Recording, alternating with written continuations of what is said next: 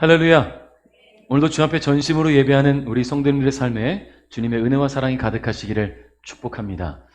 오늘 찬양이 막 뜨겁게 은혜가 되고 하니까 설교 시작할 시간이 벌써 11시 45분이네요. 자, 여러분 말씀 가운데 또 은혜가 있을 줄 믿고 함께 크신 축복 가운데 나갈 수 있길 바라겠습니다. 자, 20년 전만 해도 해외로 여행을 다녀오는 일은 굉장한 결단이 필요했어요. 일단은 비용이 매우 비쌌기도 했지요. 그래서 섣불리 도전하기도 어려웠을 뿐더러 여행사를 끼지 않고서는 여행 계획을 세우는 것조차 좀 어려웠던, 두려웠던 그런 시기였던 것 같습니다. 그런 상황에서도 당시 해외에 다녀오는 친구들을 보면 이 친구들이 대형 서점에 가서 여러 가이드북을 사는 거예요. 뭐 방콕을 가겠다 그러면 방콕 가이드북을 사서 뭐 간단한 인사말이나 아니면 공항에서는 어떻게 해야 되는지, 관광지는 어디가 좋은지, 어디 가면 맛있는 음식이 있는지를 찾아보는 거죠. 가이드북을 통해서. 그렇게 차근차근 준비해서 다녀오는 것들을 보게 됩니다. 가까운 일본이나 이 중국, 동남아 이런 여행을 간다 해도 누군가가 가이드를 해주지 않는다면 이 책이 꼭 필수였어요. 그래서 여행 작가들의 이 책 가이드북을 참고해야만, 이것을 준비해야만 원하는 지역에 가서 원하는 관광을 하고 맛있는 음식을 먹을 수 있었지요. 제가 2004년에 한 4개월 정도 필리핀에 다녀온 적이 있는데요. 처음 가보는 해외였음에도 불구하고 처음 가보는 해외였어요. 근데 큰 걱정이 없었어요. 왜 그랬냐면 거기 선교사님이 계셨기 때문에. 선교사님이 계시니까 따라다니면 되니까. 또 거기 가면 선교사님 가족과 선교사님 자녀들도 있고 또 친해져 갖고 함께 다니면서 여기저기 다닐 수 있었어요. 그러니까 번화가에 갈 때는 어떻게 가야 될지, 뭘 타야 될지, 돌아올 때는 어떻게 해야 되는지, 음식점에 가서 어떻게 주문을 해야 되는지, 시내도 나가보고. 그러니까 나중엔 자신감이 붙으니까 혼자 막 여기저기 다니기도 하고요. 맛집도 가고, 쇼핑몰도 가고, 또 영화관도 가고, 그랬던 기억이 나요. 필리핀이 참 신기한 게 뭔지 아십니까? 여러분, 극장 가서, 극장들 많이 가보신 적 있으시잖아요. 극장 가서 밥 먹어본 적 있어요? 밥을 먹어요. 영화를 보면서. 영화관에 앞에 이제 우리가 흔히 말하는 패스트푸드점이 필리핀에 되게 유명한 패스트푸드점이 있어요. 졸리비, 그 꿀벌 모양의 이 졸리비라는 그 패스트푸드점인데 밥을 팔아요. 그 맥도날드에서도 밥을 팔고 KFC에서도 밥을 팔아요. 필리핀은 신기해요. 근데 그걸 가지고 와서 영화를 보면서 밥을 먹어요. 근데 냄새 때문에 영화에 집중이 안 되죠. 근데 아무튼 독특해요. 그러니까 이곳저곳을 다닐 수 있는 가이드를 받고 다니니까 할 수 있었던 거예요. 근데 요즘은 어때요? 해외여행 참 쉽죠? 항공권부터 숙박, 여행지, 관광지, 맛집 뭐 다 손안에서 찾아볼 수 있잖아요, 이걸로. 먼저 여행을 다녀온 사람들의 리뷰 영상을 통해서 정보를 얻기도 하고요. 어딜 가든 가이드 없이 온라인을 통해서 원하는 것을 찾아갈 수가 있어요. 그리고 예전에는 이런 스마트폰이 어디 있습니까? 근데 지금은 유심만 하나, 해외 가서 유심만 하나 꽂아도 거기서 인터넷 검색을 하고 다 가능하니까 여행이 너무나 쉬워졌어요. 근데 여러분, 우리 인생을 여행에 한번 비유해 봅시다. 우리의 인생이라는 여행을 온라인이나 스마트폰에 의지할 수 있을까요? 없지요. 인생이라는 여행은 다른 어떤 정보로 내 인생을 설계해 나갈 수가 없다라는 거예요. 왜냐하면 나도 내 인생이 어떻게 될지 모르잖아요. 지금 우리가 예배하고 있는 이 순간에 내일 무슨 일이 날지 알 수 없어요. 여러분, 어제는 굉장히 기쁜 일이 있었잖아요. 야구가 금메달 땄고요. 축구가 또 금메달을 땄어요. 너무 기쁜 일이 막 있어요. 근데 낮에 저녁 때 이제 축구 바로 직전에 뉴스를 보니까요. 이스라엘에서는 또 전쟁이 났잖아요, 지금. 거의 전쟁에 준하는 그런 상황이 되었고요. 또 제가 SNS를 보니까 시리아에서는 사관생도들이 졸업하는 자리에 드론이 폭탄을 떨어뜨렸어요. 사관생도들이 졸업을 축하하고 기뻐하는 그 자리에 수많은 사람들이 죽었단 말이에요. 지금도 세계 곳곳에서 무슨 일이 일어날 줄 알 수 없어요. 우리도 내일, 아니 당장 조금 이후에 무슨 일이 일어날 줄 알 수 없어요. 그런데 내 인생을 누구에게 맡기고 누구를 의지하고 어디에 맡겨야 될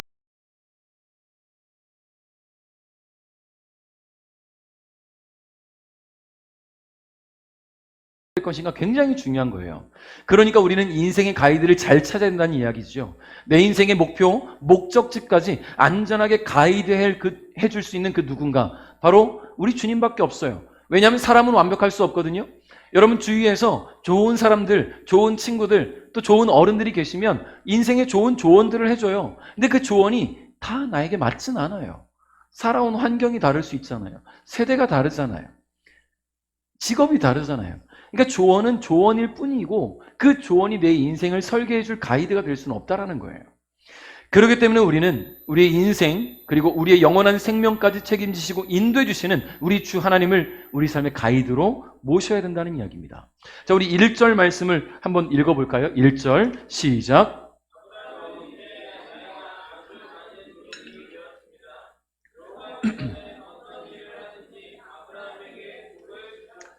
아멘. 자, 아브라함은 나이 75세에 그의 인생 최고의 가이드를 만났습니다. 75세. 참 너무 늦은 나이 아닙니까? 여러분 지금 여러분은 하나님을 여러분의 삶의 가이드로 모시고 계십니까? 근데 만약에 하나님이 여러분의 나이 75세에 찾아와 준다면, 그때 주님을 만난다면 그 인생의 허비된 시간들을 얼마나 아깝다고 느껴지겠어요. 허비된 시간들을. 여러분 아브라함은요 75세에 하나님께서 찾아오셨단 말이에요. 그는 그 인생의 후반기를 하나님께서 가이드해 주셨어요. 오늘 나이가 아주 많은 노인이 되었다라고 성경이 기록한단 말이죠. 그런데 이렇게 나이가 많은 아브라함에게 하나님은 큰 복을 주셨다고 성경이 기록을 합니다. 여러분 이때 당시 아브라함의 나이를 140세 정도로 추정합니다. 140세. 창세기 23장 1절에 사라가 몇 살 때 죽었다고 말씀드렸죠, 지난주에? 127세에 죽었다고 했어요. 그러면 아브라함은 137세였단 말이에요. 10살 차이니까.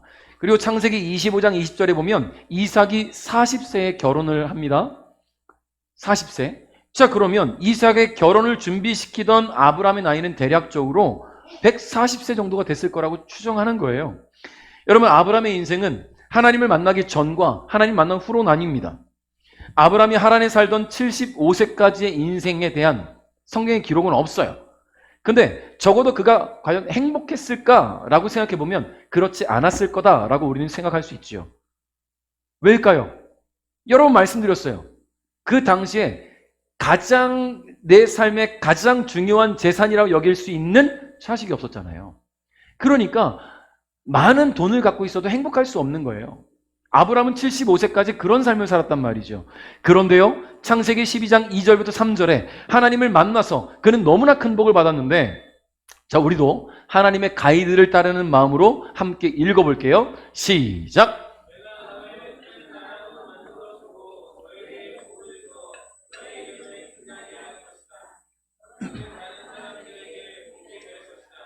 너에게 복을 주는 사람에게 내가 복을 주고 너를 저주하는 사람을 내가 저주하겠다. 땅 위의 모든 백성이 너를 통해 복을 받을 것이다. 아멘. 자, 하나님께서 그에게 약속하신 복, 너를 큰 나라로 만들어주고 너에게 복을 주어서 이름을 빛나게 할 것이다. 근데 가장 중요한 복이 뭐냐면 너는 복이 될 것이다 예요. 복이 될 것이다. 여러분 이게 왜 중요하냐면요, 아브라함이 하나님을 만남으로 말미암아 복의 기준이 되었다는 얘기예요. 기준. 하나님께서 이렇게 얘기하잖아요. 너에게 복을 빌어주는 사람, 너를 축복하는 사람은 내가 축복해 줄 거고 너를 저주하는 사람은 내가 저주할 거야. 그러니까 너는 복이야. 여러분 이것보다 더 큰 복이 어디 있어요? 내가 복의 기준인데. 감당할 수 없는 은혜를 받았단 말이죠. 그 말씀 앞에 순종하며 길을 떠났던 아브라함의 인생 후반기는 최고의 가이드와 함께하는 복된 삶이었습니다. 물론 때때로 자신의 생각과 고집으로 잠시 방황을 하기도 했어요. 여러분 어떻게 보면 인생의 최고의 가이드이신 하나님이 계시면 문제가 없어야 되지 않냐? 근데 아브라함도 문제 많았어요. 어려움도 만났어요. 심지어 죄가 있었어요. 거짓말도 합니다. 자기 아내를 2번이나 빼앗길 뻔해요. 자기 거짓말 때문에, 입방정 때문에 말이죠. 하나님께서 기뻐하시지 않는 방법으로 이스마엘을 얻었잖아요. 죄를 짓고 살았단 말이에요. 문제를 만났단 말이에요. 어려움이 분명히 있었어요. 가나안 땅에 갔는데 그곳에서 하나님께서 축복하시고 뭔가 그 땅에서 확 정착이 돼야 되는데 텃세가 있었잖아요. 피해 다녔단 말이지요. 하나님의 자녀가 되었으면 가나안 땅에 갔을 때 집이 마련돼 있어야 되는 거 아닙니까? 근데 기근이 웬 말이에요? 기근을 만나서 남쪽으로 피신 가잖아요. 심지어 이집트까지 피난을 간단 말이에요.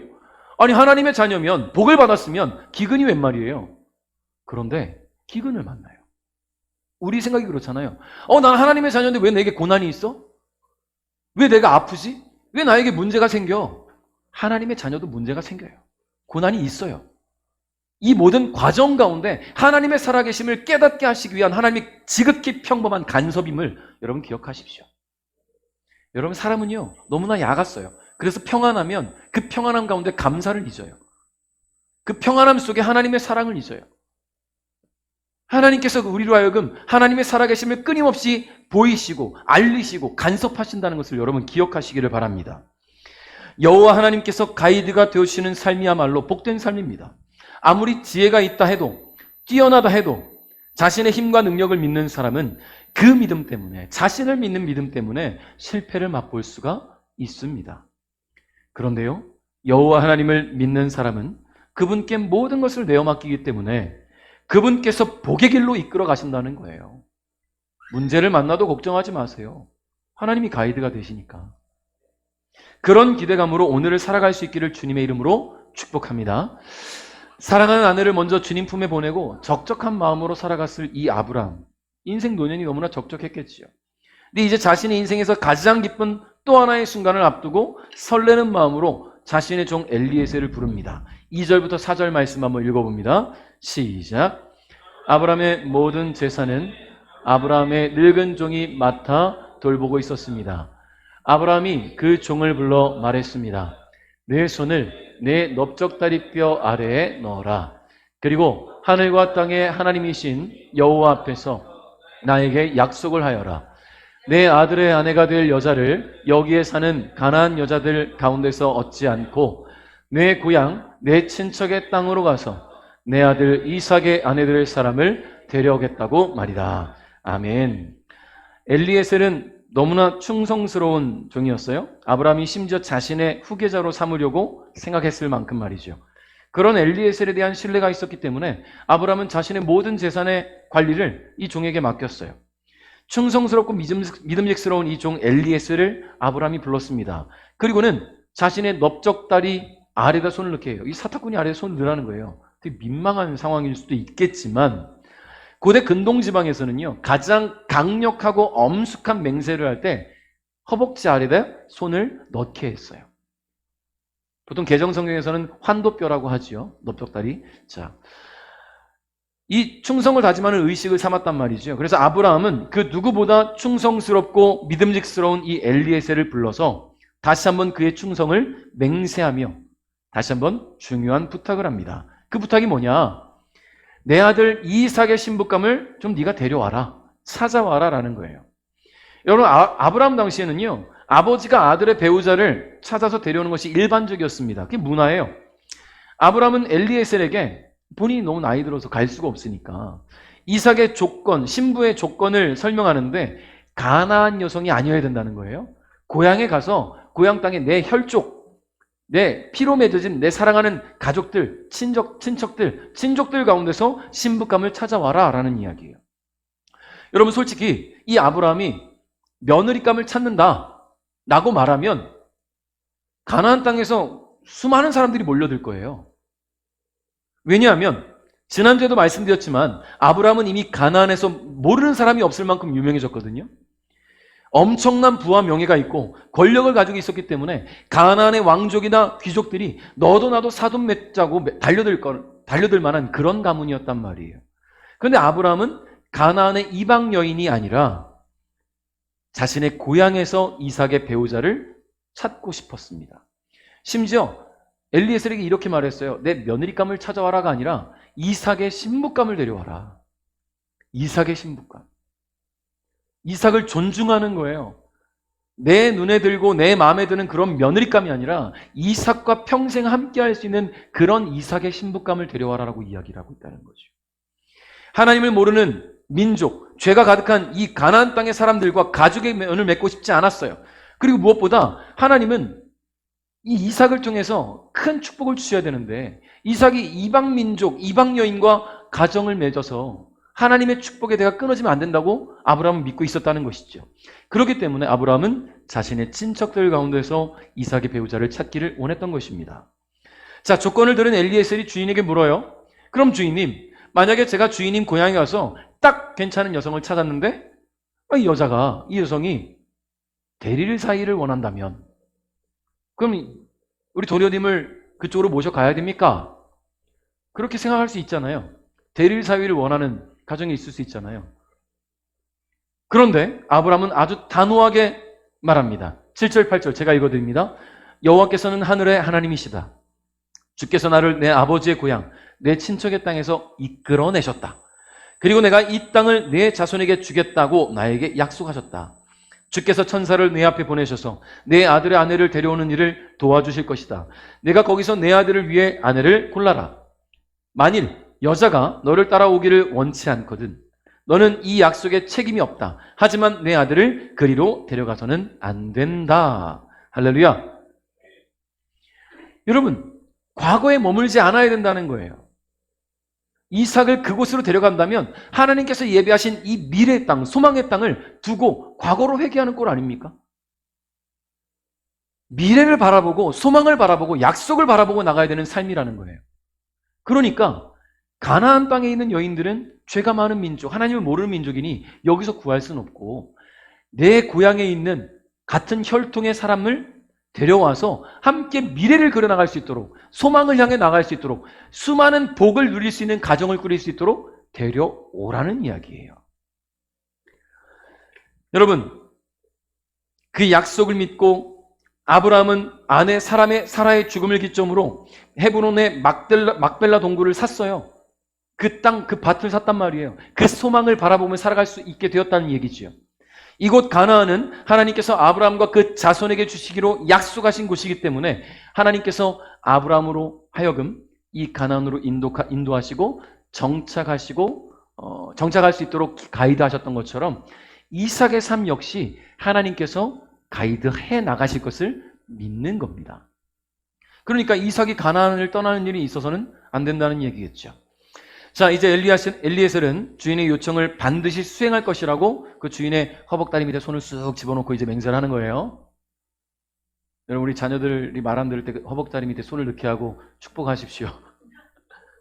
꽉 깔고 안고서, 그죠? 하나님 말씀대로 살아라 기도해 주시기 바랍니다.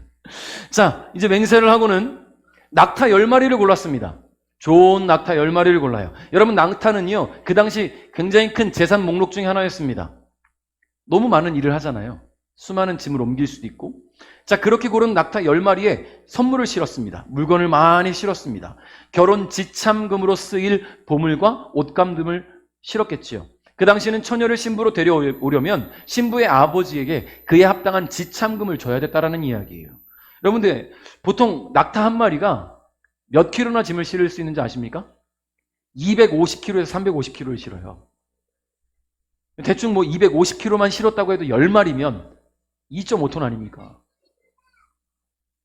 그 수많은 보물과 재산, 그 수많은 좋은 것들, 옷가지들을 낙타 10마리에 실었어요.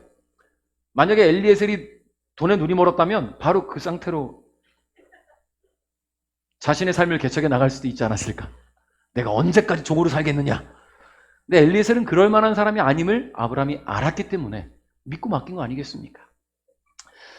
자, 그러니까 후계자로 세울 생각까지 했던 이 엘리에셀, 아브라함은 그 사람에게 모든 것을 믿고 맡기고 자신의 아들의 배우자까지 선택할 수 있도록, 데려올 수 있도록 부탁을 한 겁니다. 여러분 곁에는 인생을 함께 걸어갈 믿을 만한 사람이 있습니까? 사랑하는 가족을 비롯하여서 인생길을 함께 걸어가며 마음의 위로와 평안을 줄 수 있는 그런 사람이 곁에 있다면 그 인생길은 참 지루하거나 긴장되지 않고 오히려 즐거움과 설렘이 가득할 거라 생각이 됩니다. 여호와 하나님께서 우리 베델 가족 서로에게 그런 믿음의 동료, 신앙의 벗을 주셨음을 여러분 믿고 서로를 위해 기도할 수 있기를 바라요. 서로를 위해 중보할 수 있길 바라고요. 배려하고 축복할 수 있는 우리 베델 가족들 될 수 있기를 바랍니다. 자, 이제 엘리에셀은 길을 떠납니다. 북서쪽 메소포타미아에 있는 나홀의 성으로 갔어요.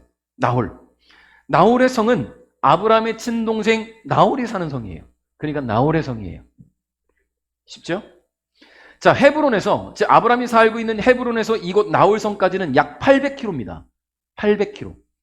자, 그러면 걸어서 간다 생각해 보세요. 오늘날처럼 뭐 차가 있어서 편히 갈 수 있는 게 아니니까 하루에 40km씩 걷는다 해도 20일이 걸리는 거리예요. 굉장히 멀잖아요. 그런데 엘리에셀은 주인의 명령에 순종해서 이 먼 곳까지 왔습니다. 여자들이 물을 기르러 나오는 저녁 무렵에 나홀의 성 밖의 우물가에 도착한 이 엘리에셀은 낙타들을 쉬게 하면서 하나님께 이런 기도를 합니다. 여호와 하나님, 주께서는 저의 주인 아브라함의 하나님이십니다. 오늘 제가 주인 아들의 아내감을 순탄하게 찾을 수 있도록 도와주십시오. 제 주인 아브라함에게 은혜를 베풀어 주옵소서. 저는 지금 우물가에 서 있고 성의 여자들은 물을 기르러 나오고 있습니다. 제가 그중 한 여자에게 그 물동이에 있는 물을 좀 먹게 해주십시오 라고 말을 할 때 만약 그 여자가 마시세요. 내가 당신의 낙타들에게도 물을 먹이겠습니다 라고 말하면 그 여자를 주의 종 이삭의 아내감으로 알겠습니다.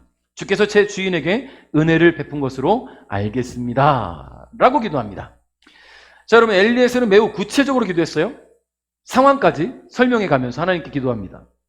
여러분 자신이 서 있는 우물가에 나오는 여자들 가운데 한 사람에게 내가 물을 달라 하면 그가 자신에게뿐만 아니라 낙타들에게도 물을 주겠다 하면 하나님께서 예비하신 사람이다 라고 믿겠다는 거예요.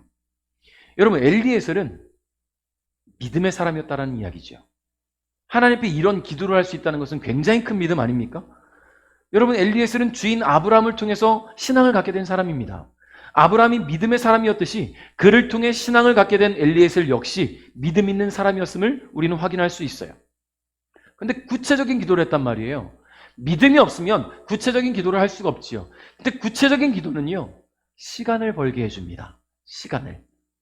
그냥 뭉뚱그려서 중언부언하면 하나님께서 그래 뭘 원하는 거야? 좀 제대로 좀 얘기해봐 라고 하지 않겠어요? 여러분 아이들이 와서 아빠에게 아빠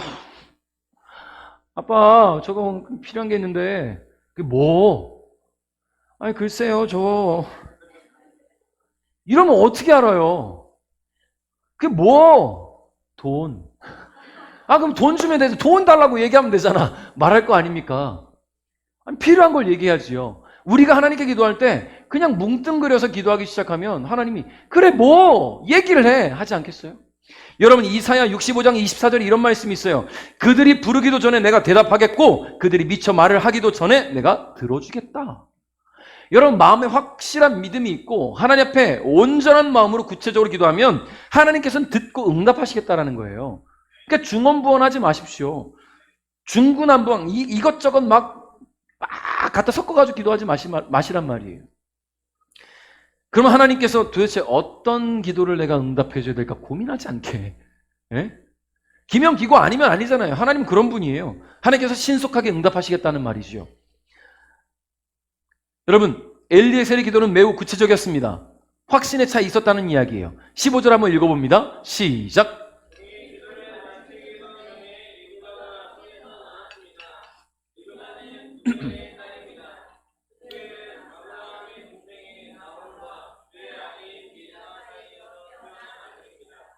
리브가는 어깨에 물동이를 메고 있었습니다.